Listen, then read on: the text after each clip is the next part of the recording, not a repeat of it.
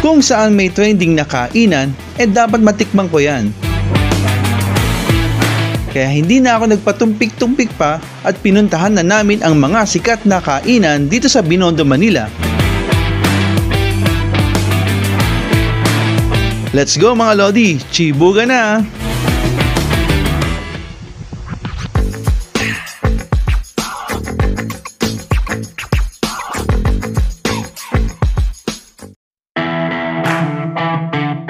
Una namin pinilahan ang sikat na Shanghai fried siopaw dito sa kahabaan ng Ongpin. Masarap at malinamnam ang siopaw nila dito. Take note mga Lodi, hindi ito meow meow ha. Sa halagang 35 pesos, sulit na sulit, kaya mapaparami ka na ng bili. Sa kabila lang ng fried siopaw ay sinubukan din namin ang kilalang Bicho Bicho dito sa Oishikun Chinese Bites. 45 pesos ang isa nito. Aktual mo makikita ang paggawa ng bicho na may flavor na plain, sweet at milky bicho. Meron din silang pancake na mayroong cheese flavor or kaya Nutella flavor.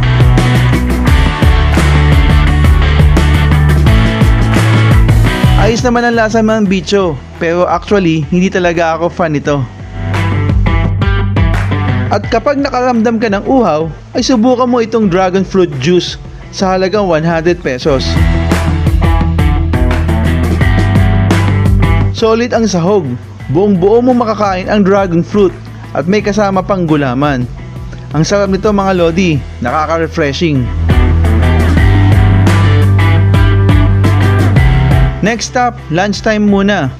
Pinili namin mag-lunch dito sa Sincerity Cafe, located sa Quintin Paredes Street.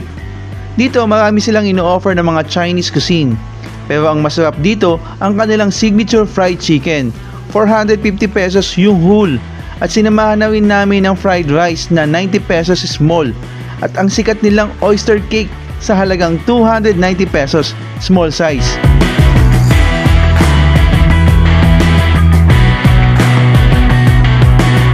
After lunch, tinikman naman namin ang mga ihaw-ihaw dito sa Veg Select.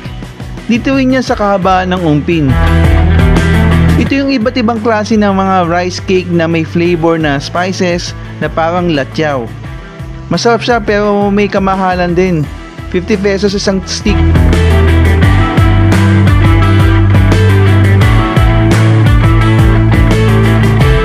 Katabi lang nito ang sugarcane juice.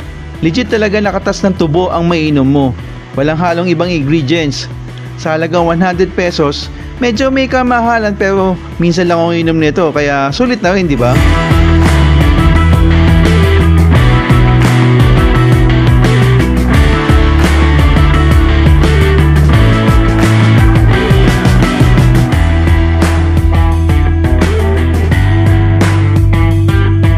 Marami pa kaming hindi natitikman dito sa Binondo dahil sa busog na kami. Pero at least, ngayon alam na namin ang mga babalikan sa susunod na pagpunta namin dito sa Binondo. Overall, nag-enjoy kami at nasarapan sa mga kinain namin dito sa unang pagbisita namin dito sa Binondo.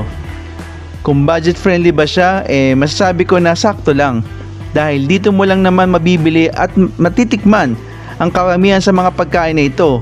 Kaya goods na rin, di ba? Hanggang sa susunod ulit mga Lodi. Ride safe. Paalam.